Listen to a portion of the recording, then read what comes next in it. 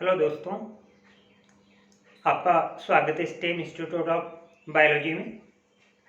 कल अपन बात कर रहे थे टेरिडोफाइट्स पर, जहाँ आपको जो क्वेश्चन था वो दिया गया था कौन सा जलीय फर्ण है जिसमें नाइट्रोजन स्थिरीकरण की क्षमता पाई जाती है। तो उसका जो राइट आंसर है वो हो जाएगा ए जोड़ा। आज अपन ने जो है जिम्नोस्पर्म्स की बात करेंगे। जिम्नोस्पर्म्स की मुख्य विशेषता क्या होती है, उन पर जो आधारित क्वेश्चन सीरीज है उसकी बात आज अपन करते हैं। यदि आप चैनल पर नए हैं तो चैनल को सब्सक्राइब कर लें, वीडियो देखें। यदि वीडियो अच्छा लगे लाइक करें, शेयर करें तथा अपने जो अनुभव है वो कमेंट से करें ताकि हमें और अच्छा वीडियो बनाने की प्रेरणा मिले। तो देखिए,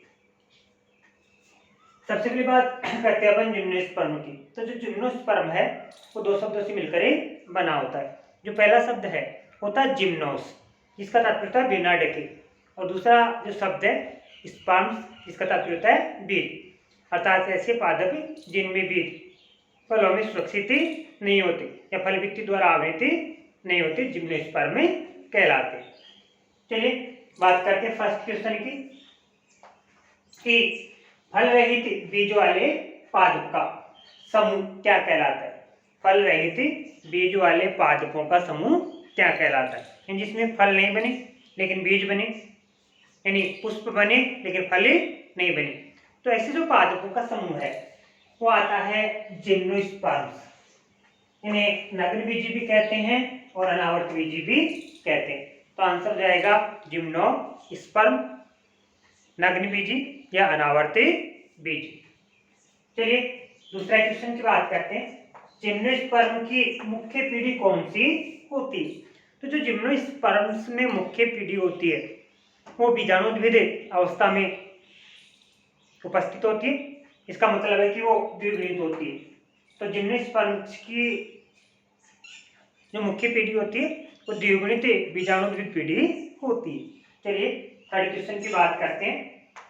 साइटस की प्रवाल मूलों का सहजीवी कौन सा है, यानी जो साइटस में प्रवाल मूल पाई जाती है तो मूल के साथ कौन से जीव है जो सहजीवी संबंध बनाते हैं। तो जो साइनोबैक्टीरिया है, साइनोबैक्टीरिया वो प्रवाल मूल के साथ सहजीवी संबंध बनाएंगे। यानी कहे तो साइटस की जो प्रवाल मूल है उसका सहजीवी कौन हो जाएगा, साइनोबैक्टीरिया। इन साइटस की मूल और साइनोबैक्टीरिया दोनों मिलकर प्रवाल मूल का निर्माण करेंगे। चलिए नेक्स्ट क्वेश्चन की बात करते हैं। कवक मूल बनाने वाला मुख्य जिम्नोस्पर्म्स कौन सा है। कौन सा ऐसा जिम्नोस्पर्म्स है जिसमें कवक मूल बनाने की क्षमता पाई जाती है। जो मुख्य पौधा है वो जाएगा पाइनस। तो अपने आंसर क्या हो जाएगा, पाइनस। पाइनस की जो मूल है वो कवकों के साथ मिलकर सहजीवी संबंध बनाती है, जिसे अपन कवक मूल कहते हैं, माइकोराइजा। तो पाइनस इसका आंसर हो जाएगा। फिर जिम्नोस्पर्म के तने पर जड़ी हुई सामान्य पर्णों के जो निशान होते हैं वो किस नाम से जाने जाते हैं। तो होता क्या है कि जो जिम्नोस्पर्म्स है, ऐसा कि जिम्नोस्पर्म्स की बात करें अपन तो जो पत्तियां हैं उसके तने पर सर्पिलाकार क्रम में लगती है। अब जैसे जैसे ये नीचे वाली पत्तियां वृद्धि करती है और वर्धावस्था प्राप्ति कर लेती है तो ये पत्तियां झड़ जाती है, और जो झड़ने के निशान हैं वो उसके जीवन पर्यंत बने रहते हैं तने पर, और इन्हें पर्ण चिन्ह कहते हैं। तो अपना जो आंसर है वो जाएगा पर्ण चिन्ह, यानी पर्णों के लगे होने का स्थान जहाँ से पर्णी झड़ी जाती है। तो छोटे छोटे जो है अतिवर्तियों के रूप में रह जाते हैं, उन्हें अपन पर्ण चिन्ह कहते हैं। चलिए बात करते हैं नेक्स्ट क्वेश्चन। छठा है जिम्नोस्पर्म की द्वितीयक वृद्धि में कौन सी कास्ट बनती है। तो जो जिम्नोस्पर्म्स होते हैं जब इनमें द्वितीयक वृद्धि होती है तो उसमें जो कास्ट बनती है वो मुलायम कास्ट होती है। यानी जिम्नोस्पर्म्स में द्वितीयक वृद्धि में कौन सी कास्ट बनेगी, मुलायम कास्ट बनेगी। कारण क्या है कि जिम्नोस्पर्म्स में जो वाहिकाएं जो होती है वो अनुपस्थित होती है, और वाहिकाओं की अनुपस्थिति के कारण जो कास्ट बनती है उसको अपन मुलायम कास्ट कहते हैं। नेक्स्ट क्वेश्चन की बात करें अपन 7वां क्वेश्चन अपने, साइकस में कौन से शंकु नहीं बनते? तो साइकस से जो पादप है उसमें मादा शंकु नहीं बनते, अर्थात अपन कह सकते हैं कि साइकस में नर शंकु बनते हैं, मादा शंकु नहीं बनते, इसका मतलब नर शंकु बनते हैं। चलिए क्वेश्चन नंबर 8 में आ जाते हैं। जिम्नोस्पर्म्स के कौन से वंशों में नरयुग्मक चल व पक्षमाभिकी होते हैं?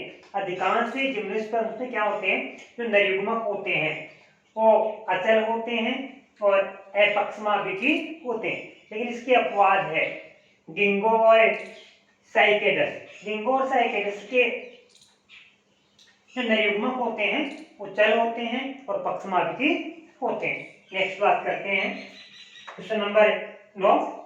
जिम्नोस्पर्म में परागण की क्रिया के कारक क्या होते हैं? यानी जो परागकण है उनको परागकोश से वर्तिकाग्र तक पहुंचाने का कार्य कौन करते हैं? तो ये जो परागण की क्रिया है वो वायु के माध्यम से संपन्न करवाई जाती है। तो अधिकांश जो जिम्नोस्पर्म है उनमें वायु परागण पाया जाता है। तो आंसर क्या हो जाएगा अपने वायु परागण। वायु एक कारक है, एजेंट है जो परागण की क्रिया संपन्न करवाएगी। चलिए नेक्स्ट 10 नंबर का जो क्वेश्चन है कि जिम्नोस्पर्म्स में भ्रूणपोष का परिवर्धन कब होता है? तो देखिए जिम्नोस्पर्म में भ्रूणपोष का जो परिवर्धन है वो निषेचन से पूर्व हो जाता है, और निषेचन से पूर्व हो जाने के कारण इनका जो भ्रूणपोष है वो अगुणित रह जाता है। तो इसका आंसर हो जाएगा निषेचन से पूर्व। और जो भ्रूणपोष है कैसा होता है? अगुणित होता है। चलिए बात करते हैं, क्योंकि जो जिम्नोस्पर्म्स हैं उसमें द्विनिषेचन और त्रिसंलयन की जो प्रक्रिया है वो संपन्न नहीं होती, इसलिए भ्रूणपोष जो है वो अगुणित रह जाता है। नेक्स्ट क्वेश्चन की बात करें अपन कि बहुभ्रूणता किस समूह के पादपों का सामान्य लक्षण है? तो जो बहुभ्रूणता है वो अनावर्त बीजी पादपों में सामान्यतः देखी जाती है। तो अपन अनावर्त बीजी जो पादप हैं उनको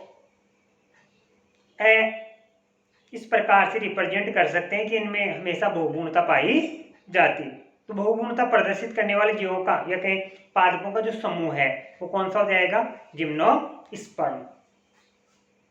नेक्स्ट क्वेश्चन की बात करें अपन कि राजस्थान में उगने वाला एकमात्र जिम्नोस्पर्म की जंगली प्रजाति कौन सी है? यानी राजस्थान में जंगली रूप से उगने वाला एकमात्र जिम्नोस्पर्म कौन सा है? तो वह है एफिड्रा फोलिएटा। ये राजस्थान में जंगली रूप से उगने वाली जिम्नोस्पर्म की एकमात्र जाति है। नेक्स्ट बात करते हैं अपन कि चैम्बरलेन ने 1934 में अध्ययन किया था इनका जिम्नोस्पर्म का। तो चैम्बरलेन ने 1934 में जिम्नोस्पर्म को कितने डिवीजनों में विभक्त किया?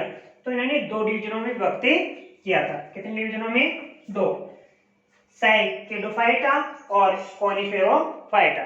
तो 2 डिवीजन हो गए इसके, साइकेडोफाइटा और कॉनिफेरोफाइटा। नेक्स्ट बात करते हैं अपन वर्ग साइकोप्सिडाई की पढ़नी किस प्रकार की होती है? वर्ग साइकोप्सिडाई की पढ़नी किस प्रकार की होती है? तो पिच्छाकार संयुक्त पढ़नी होती है, और जो व्यवस्था होती है सर्पिल क्रम में व्यवस्थित। तो संयुक्त पिच्छाकार और सर्पिल क्रम में व्यवस्थित। नेक्स्ट बात करते हैं अपन कि जिम्नोस्पर्म की सबसे बड़ी क्लास कौन सी है? सबसे बड़ा वर्ग कौन सा है? जिम्नोस्पर्म का सबसे बड़ा वर्ग कौन सा है? तो हो जाएगा कॉनिफेरोपिसिडा। जिम्नोस्पर्म की सबसे बड़ी क्लास है। चलिए नेक्स्ट बात करते हैं वेलविट्सिया में तना किस प्रकार का होता है? तो वेलविट्सिया में जो तना है उसमें भोजन का संचय होता है, और भोजन का संचय होने के कारण तना कंदिल अवस्था ग्रहण कर लेता है। इसका जो तना है कैसा रहेगा? कंदिले रहेगा। नेक्स्ट बात करते हैं अपन 7वें क्वेश्चन की। टेक्सोल प्राप्त होता है। जो टेक्सोल जो है वो एंटी कैंसर जो औषधि बनाने के काम में लिया जाता है, यानी एंटी कैंसर गुण पाए जाते हैं इसमें। तो इससे कैंसर की जो औषधि है वो बनाई जाती। तो ये टेक्सस की छाल से प्राप्त होता है, टेक्सस की छाल। नेक्स्ट है साइकेडोफाइटा में कितने ऑर्डर होते हैं? तो साइकेडोफाइटा में जो ऑर्डर्स की संख्या है वो होती है 3। साइकेडोफाइटा में ऑर्डर्स की संख्या कितनी हो जाएगी? 3 हो जाएगी। देखिए साइकेडोफिली कैलिज जिसमें लाइजिनोपेटेरिस और मेडुलोसा आ जाएगा। दूसरा बात करें अपन साइकेडियो इडेलिज जिसमें विलियमसोनिया है, साइकेडियोइडिज है, ये आ जाएंगे। थर्ड जो है वो जाएगा साइकेडेलिज। साइकेडेलिज में जो साइकस है, जेमिया है, विलियमसोनिया है, ऐसे पौधे आ जाएंगे। नेक्स्ट बात करते हैं अपन क्वेश्चन नंबर 19 की। कॉनिफेरोफाइटा में कितने ऑर्डर है? कॉनिफेरोफाइटा में 4 ऑर्डर है। कितने? 4। कॉनिफेरोफाइटा में कितने ऑर्डर है? तो 4 ऑर्डर है। अब बात करते हैं अपन गिंगो एलिज का एकमात्र जीवित सदस्य कौन है? गिंगो एलिज का एकमात्र जीवित सदस्य कौन है? तो वो है गिंगो बाइलोबा। गिंगो बाइलोबा जीवित सदस्य हैं, बाकी जो सदस्य हैं वो विलुप्त हो चुके हैं। नेक्स्ट क्वेश्चन की बात करते हैं अपन निटेलिज में कितने जीवित वंश है? तो निटेलिज में जो जीवित वंश है उनकी संख्या केवल कितनी है? 3। निटेलिज में कितने जीवित वंश बचे हैं? 3 जीवित वंश बचे हैं। अब जो आज का क्वेश्चन है आपके लिए वो है कि साबूदाना किस पौधे से प्राप्त होता है? प्रश्न दोबारा सुनिए एक बार। साबूदाना किस पौधे से प्राप्त होता है? तो आपको पौधे का नाम बताना है, पौधे के कौन से भाग से प्राप्त होता है ये बताना है, और कमेंट्स करने में लापरवाही नहीं करें। यदि आपको वीडियो अच्छा लगे लाइक करें, शेयर करें